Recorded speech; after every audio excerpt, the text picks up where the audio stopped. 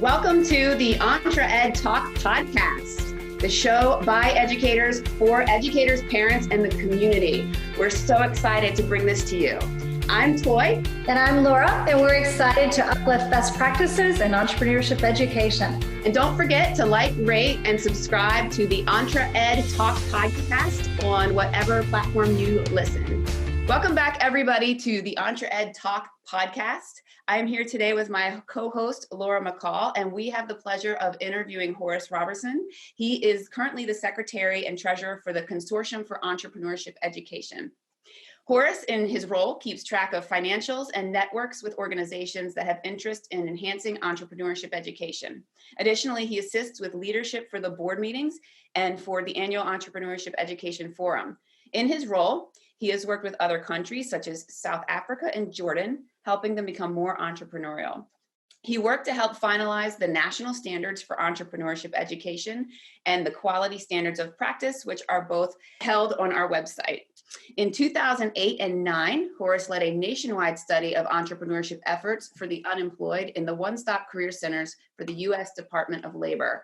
During the past few years, he's been working with 6 local education agencies to develop new logistics pathways for students. Horace headed the North Carolina Marketing Education Program and DECA for more than 20 years. After his official retirement in 1998 and after more than 30 years of statewide leadership, Horace served as a regional coordinator for career tech ed in the North Carolina Department of Public Instruction as a contractor working with various groups of career technical education professionals to improve student success. Horace works with various student groups in order to assist students to achieve their objectives for gaining leadership skills, continuing their education, or transitioning effectively to the workplace. He assists business people to connect with schools in order to provide mentoring and support for students. Horace has a passion for students who are underdogs, those who don't have many advocates, to see that they are taught properly, included, recognized, and rewarded. He's excited by teachers and school administrators who venture to seek different ways to improve learning conditions and enhance student performance. And most importantly, Horace is an active member of his church, has been married for almost 55 years, and has 2 amazing children and 5 perfect grandchildren. He loves traveling, meeting people, and seeing students and teachers enhance their competence. He believes that learning should be fun, and we should all be empowered with the skills that allow us to do what we enjoy in order to earn our livings and make contributions to our fellow citizens on the planet, which that's my favorite line of all. So welcome, Horace. That was a lot, but we have so much to dive into. So glad that you're here. Glad to be here. Spent last weekend in Greensboro, North Carolina, with 3,600 DECA members at our state DECA conference. So cool. Enjoyed that. So cool. We'd like to kick this off with the kitchen sink question and have you share a little bit about your own personal entrepreneurial journey and how you got to where you are today. Well, my entrepreneurial journey started out with growing up on a farm, and I would have done most anything to get away from a tobacco field. So I worked for a structural steel company for 5 summers while I was in college. And my role model as a high school student was a man who taught accounting and business courses and looked more like a banker. I never saw him without a suit and a vest, hardly. He was just wingtip shoes. I mean, just the perfect gentleman, probably 30 years old. And he became my role model. So I went to East Carolina, where he had gone to college, and majored in business education, and started out my student teaching. Shared an office with a marketing education teacher, and that was my introduction to marketing education, and then got into it. And at one point, I was the youngest career leader of marketing education in the nation. I have a friend who's now 80 years old who reminds me of that every once in a while. Tells me I got old, but we've had a great journey, and I taught marketing education at Rose High School in Greenville, then started teaching driver training in the local community college at night, and then got recruited to go to the Department of Public Instruction, went there. When my kids got old enough that I needed more tuition money for college, I taught at a couple of colleges, North Carolina State University at night and North Carolina Wesleyan. So done that. My wife is the great entrepreneur in the family. She's owned hobby stores. She's a realtor today. I'm first going to say you're a very brave man to teach driver ed. Having been the one to teach my two teens, I lost all of my cat lives. So kudos to you on that one. I gave it up when I could sit on my back screened-in porch and hear tires squall and jump. And I decided I'd had enough. I hear you. So you were on the cusp of entrepreneurship education, and one of the first, as you're saying, to teach the marketing education, was very impressive. Can you speak a little to us about this and the landscape of entrepreneurship and marketing when you started teaching? When you said entrepreneurship, when I started, people said, what's that kind of thing? And then the next thing, nobody knew how to spell it. At the time I started, we birthed industrial education centers, which transitioned into community colleges. And the community colleges were all about preparing people for the workplace. And so they had been, training people as welders, tradespeople, that kind of thing. And all of a sudden, in places like North Carolina, where I was, in Eastern North Carolina, Western North Carolina, if you can't create a job for yourself, you're not going to be able to stay there. So entrepreneurship became important, and the community colleges really started working with that.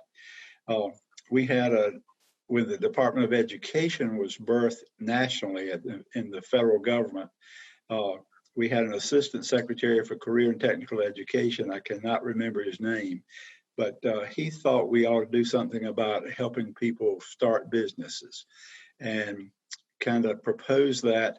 And our friend Kathy Ashmore was working then in a curriculum lab at Ohio State University, and she transitioned over to the National Center for Vocational Technical Ed there, starting at Ohio State University, and developed the first curriculum for people in high schools or community colleges called Risk and Rewards. And as she said, that became a great doorstop because it's about a 4-inch high document that was developed. And it took a while for it to begin really to take over, probably in the high schools, marketing teachers, marketers in the community colleges, and then the tradespeople came next, and family and consumer science picked it up thirdly because they had so many people using their cooking skills to develop restaurants and that kind of thing. But along the way, the community colleges kind of led the way still, and we had a person from Massachusetts who came to a number of our national forums, and Tommy Tuthrow, I think is where he pronounced his last name.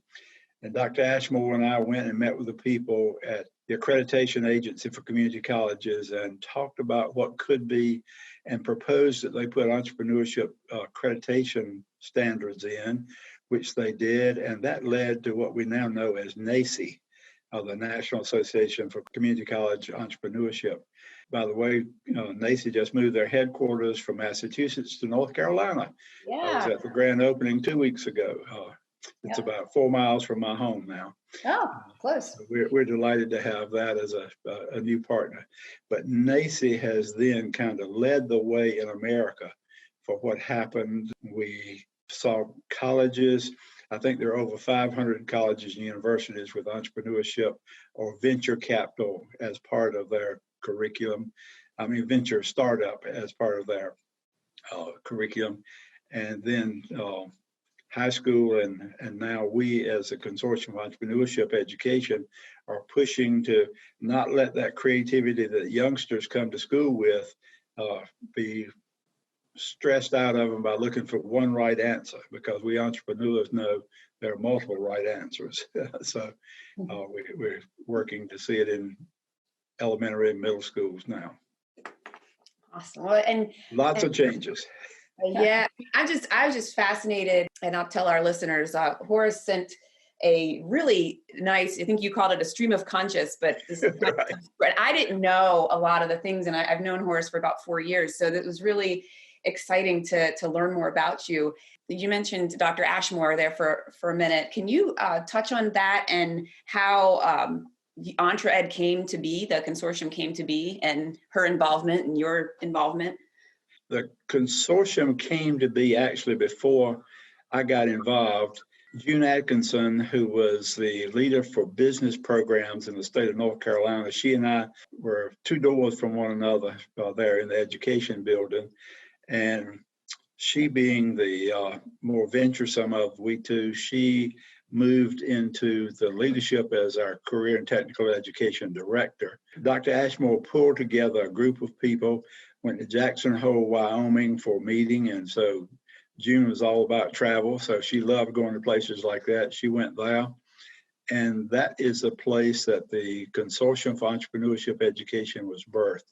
It was basically by state directors of career and technical education. She came back and said, Horace, I've been to this meeting and I'd like for you to go next year and take over and be our state representative. And so the next year they met in Charleston, South Carolina, and it was 101 degrees and the humidity had to be over 100%. I've never been in such a hot, steamy place in my life. Anytime we went outside the hotel, we thought we were going to die. But met lots of wonderful people. Some of the people that I met at that meeting, one lady in Chicago still sends me messages 4 or 5 times a year. And we talk about that hot, steamy summer. But we learned a lot.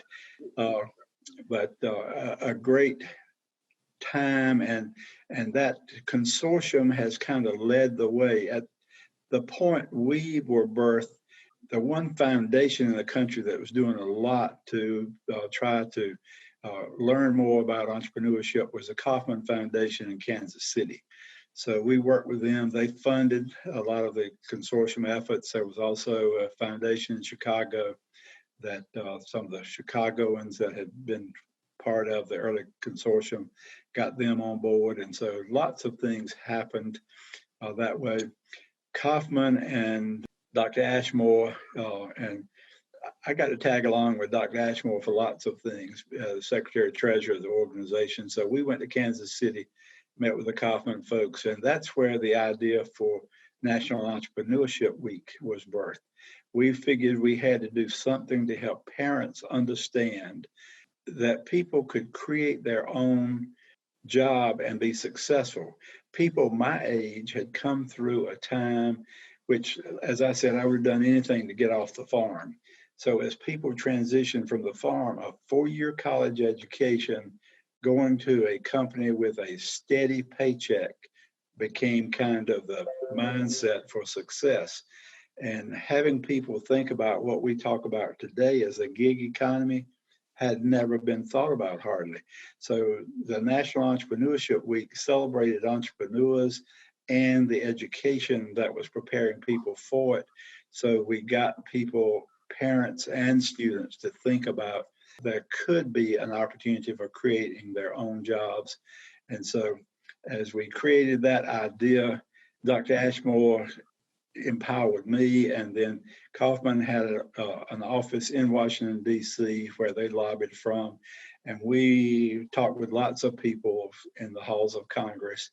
And Trey Michael and myself drove up the day that it was presented on the House floor and watched the resolution being read and passed. And so then we, from that day forward, have a Congress-approved National Entrepreneurship Week. Kauffman went on then to move and go worldwide. So there's also a global entrepreneurship week, and we figured we're going to celebrate entrepreneurship anytime we can. So we have colleges and universities, especially in America, also that do the Global Entrepreneurship Week and the National Entrepreneurship Week. So we're just delighted to see it happen that way.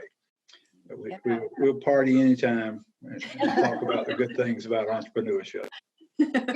Touched on so many things for us that, first of all, my dad grew up on a farm in Lexington. So I've heard this same thing for many years. Couldn't wait to get off the farm. So I certainly understand that. I'm going to take issue with you on that venturesome comment because I think you're extremely venturesome, and I'm going to get back to that hopefully at the end of this podcast. But can you speak to a little bit more to the birth of the risk and rewards curriculum and how that helped shape the landscape of the marketing education in the U.S.? Well, I'm not totally sure of Dr. Ashmore's background, but when I was hired with the North Carolina Department of Public Instruction, the person I came to work for had done a lot of adult education. We did adult education and high school education from the same office until the community college system was birthed. And my boss, T. Carl Brown, who later was the national president for the American ACTE, the Association for Career and Technical Educators, T. Carl said to everyone that he hired was education was too important to be left in the hands of educators. We had to do everything in partnership with business. And through that, we learned a lot of what was needed. And that was the way we got information for preparing curriculum for the high schoolers. Dr. Ashmore kind of followed the same model. And so she pulled together people from across the nation. And that's the way that first curriculum was developed. People coming together, laid out a plan for it. And then she selected writers from across the nation that had worked with business people, especially, to get things. So looking at people who are aspiring entrepreneurs gave us lots of thoughts. And so that's the way the risk and rewards were done. And it was either a guidance for curriculum or it was like a lot of handouts that you could provide to people, especially if it were adults that were using it in community colleges. And so it was a lot of things. That's part of the reason it was such a voluminous thing. It had to be 4 inches thick when it was printed out.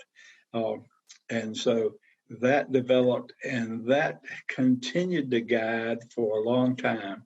And then what that caused were, in my state, anytime we had a curriculum that was approved for credit, we had to have our own credit, our own curriculum. So we developed a curriculum for entrepreneurship in North Carolina. And that became what we called it at that point was small business entrepreneurship. And all of a sudden, as we went along, people said, that's a lot of difference between managing a small business and being an entrepreneur. And so it got very specific to entrepreneurship and small business management. Lots of learning and transitioning. We had a young man who was at North Carolina State University who put together one of our first live entrepreneurship ventures. He started it in St. Paul's, North Carolina, which if you look at a map is adjacent to Interstate 95 way between New York and Chicago.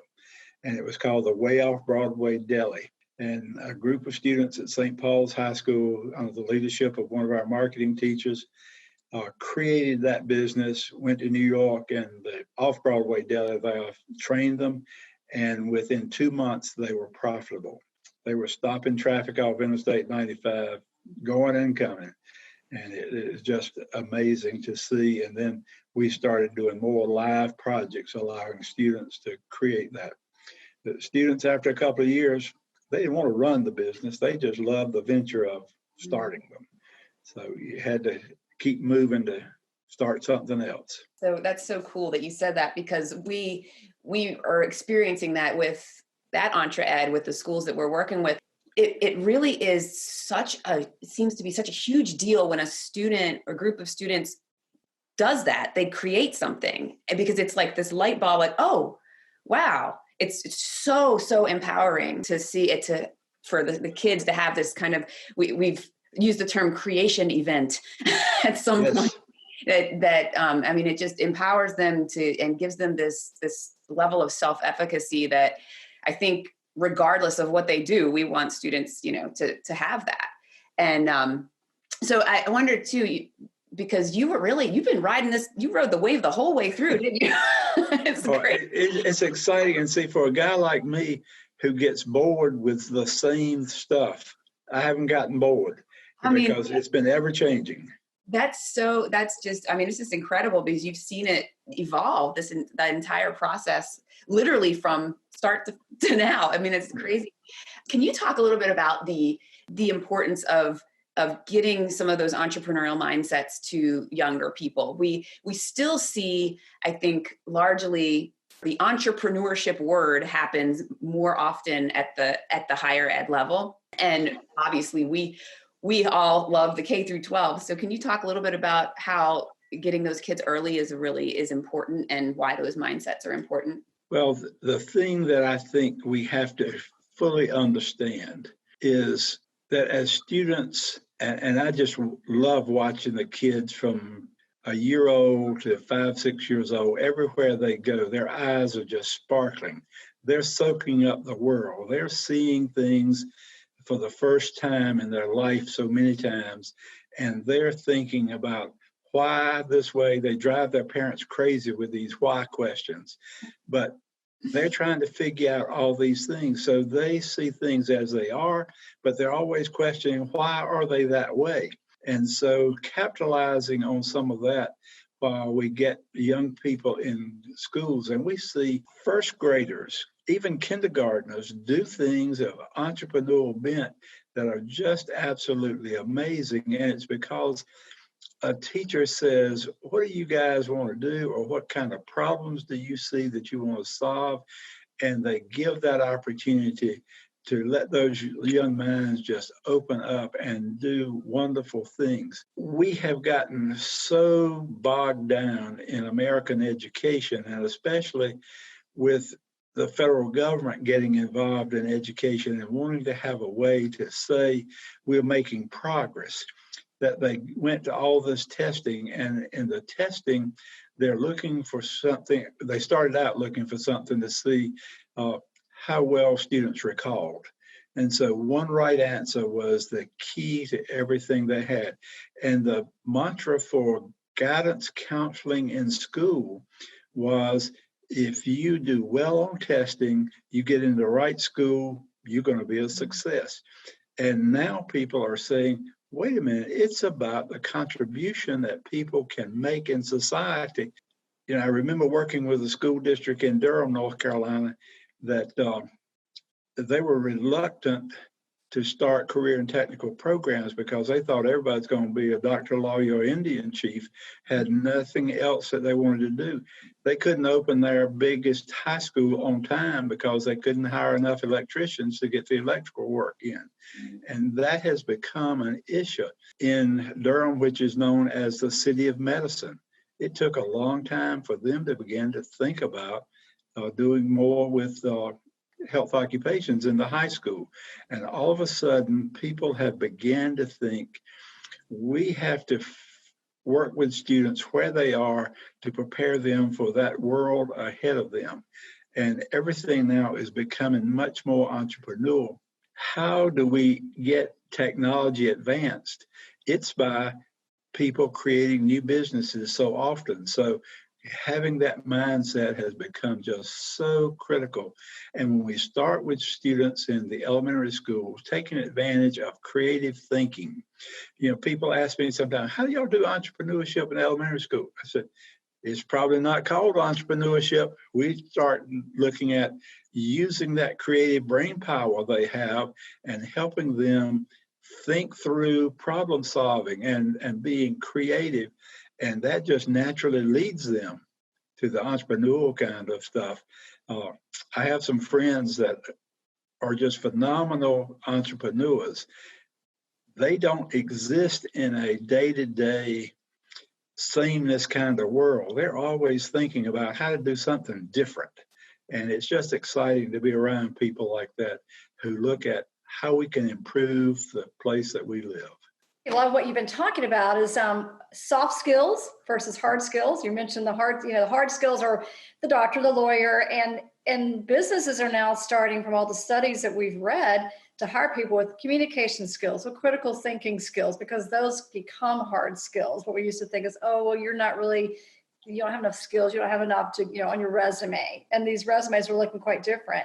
Can you speak specifically a little bit more to how EntreEd and our organization that you're very much involved in addresses this lack of innovation and entrepreneurial experiences in the classroom?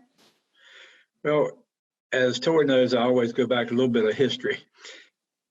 Toi mentioned in my introduction that I work with the Department of Labor looking at some issues. And one of the things we discovered there was, in addition to the grant that we had for working and looking at the workforce centers, they had a group that were looking at career pathways. This was before career pathways were really talked about much in education.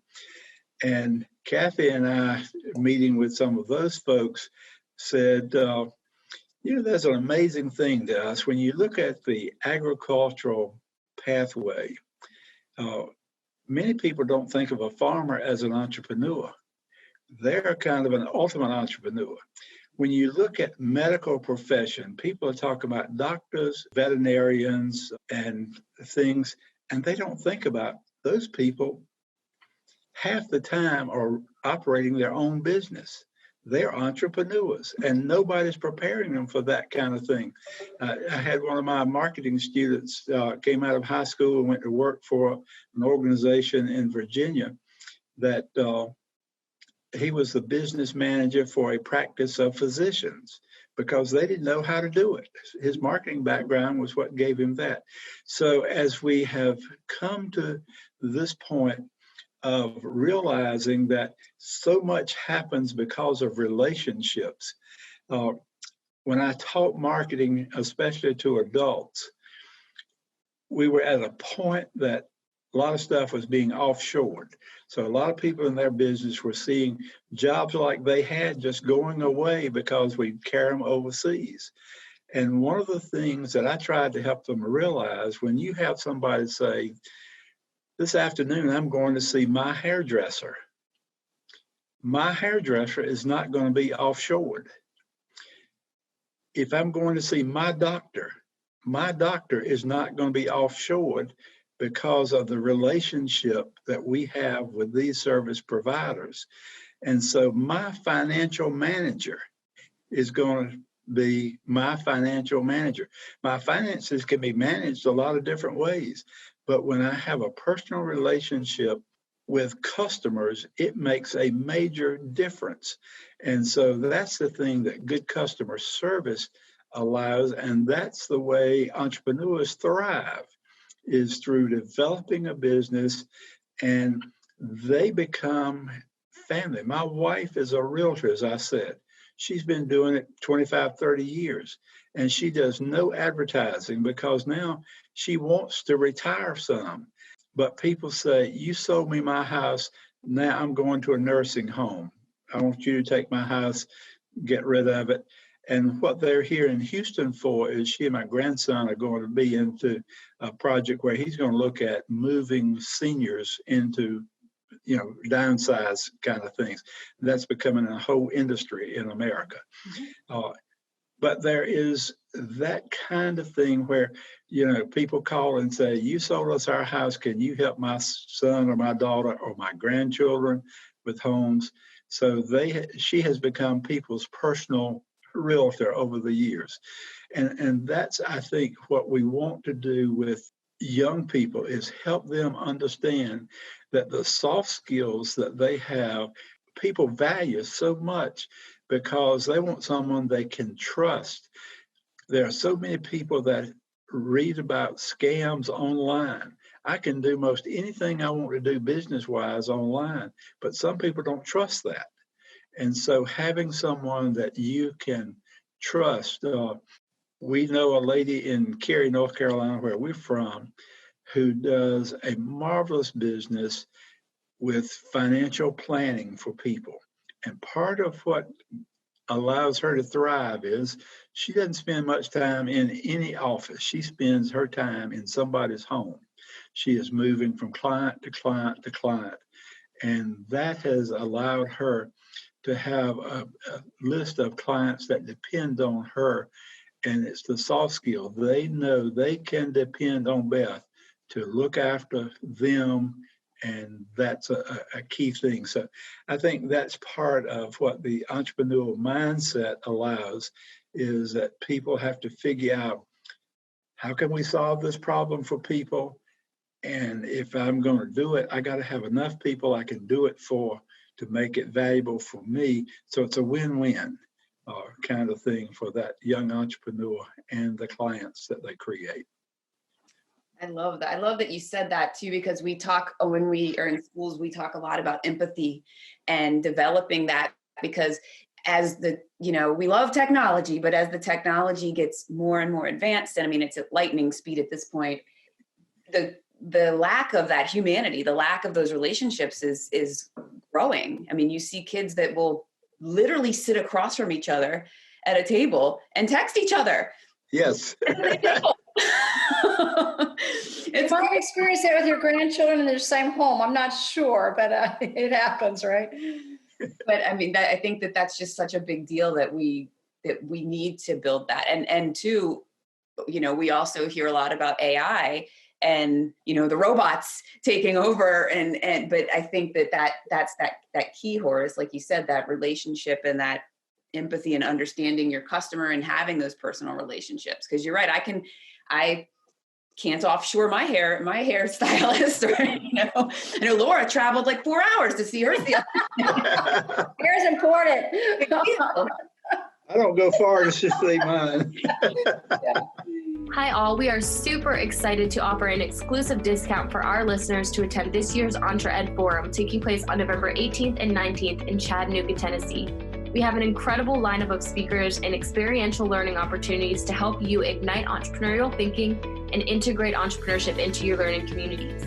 Use promo code EntreEd Talk to receive 5% off of every individual registration. Again, that's promo code EntreEd Talk. To learn more about the forum and register, visit www.entre-ed.org today and subscribe for updates as we launch new things happening every week as part of the planning for the forum. Thanks. See you there. We're coming up on our time, so we're gonna have to wrap up. But I just really appreciate you coming on here today, Horace. And I know you're in the middle of your travels. But can you tell? And I have some questions that we won't get to today, but maybe we can have a part 2. So that's all right. I like to leave a cliffhanger for our audience. You can tell I like to talk. So. Oh no, this has been wonderful. We love people that love to talk, because I want to personally say, Horace, you were so passionate, and I'm so impressed that you really live your values, and from your mission work to your work around the country, and the fact that you get excited to still sing a 1-year-old and all the questions they have in their heads. I'm just it's so heartwarming to see and hear that passion. And there's no shortage of opportunities in America. I mean, people just have to understand that. We moved back May 1st. We could not have done what we did without a guy who is from Mexico, put in floors in our new place, painted that whole thing, and we've had him back because of little plumbing problems, other things. He can do everything, and he is in demand big time. He is irritated by the stuff we read about illegal immigrants, because he came here the right way, and America has been so good to him. I mean, we just need to keep on doing the right things here, and the opportunities are just limited for people in America. Mm-hmm. Agree. That's a great way to close, because I think that everybody needs to know that. I think a lot of people get stuck, and especially with the news and all of the things. It's all seems so horrible all the time. So it's nice to know that this is truly a land of opportunity.